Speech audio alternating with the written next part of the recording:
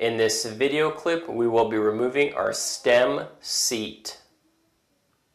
Inside of our faucet, we have here on the right our stem. On the left, we have our seat. Located in there, our seat is sticking in there, and our stem comes up to our seat and keeps that water from flowing. What we need to do right now is remove the old seat. If we take a look in our faucet, that seat has kind of that square appearance. This is the piece that we're going to need to remove. The tool that we're going to use for this job is a tapered faucet seat wrench.